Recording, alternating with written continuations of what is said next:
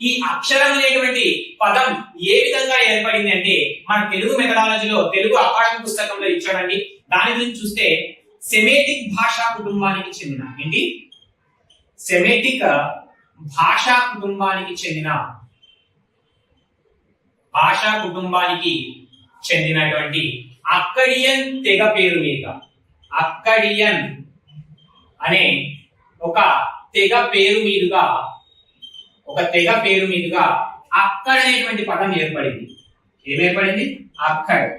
ఈ ఏర్పడినటువంటి అక్కడ అనే పదం నుంచి అక్షరం అనేటువంటి పదం ఏర్పడింది అని మనకు మెథడాలజీలో ఇవ్వడం జరిగింది. తెలుగు అకాడమీ న్యూ అకాడమీ పుస్తకంలో ఇవ్వడం జరిగిందండి.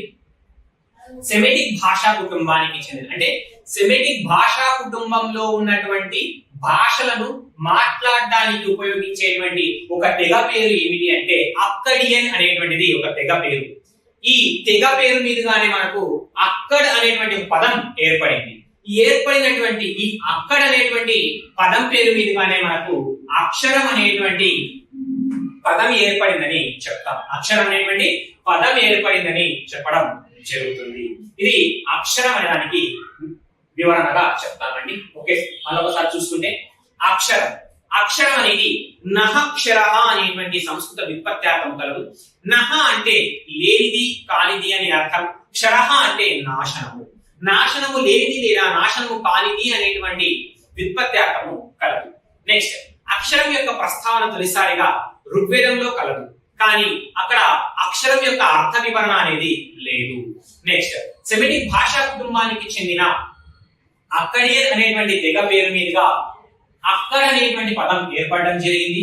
ఏర్పడినటువంటి ఈ అక్కడ అనే పదం నుంచే అక్షరం అనే పదం ఏర్పడిందని మనకు తెలుగు మెథడాలజీ పుస్తకంలో ఇవ్వడం జరిగింది. ఇది అక్షరానికి సంబంధించి ఇంట్రడక్షన్. నెక్స్ట్, అక్షరానికి సంబంధించి నిర్వచనాలు చూస్తే అక్షరం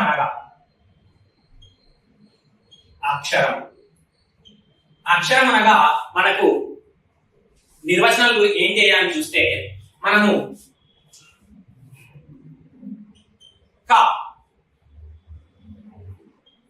క క్షి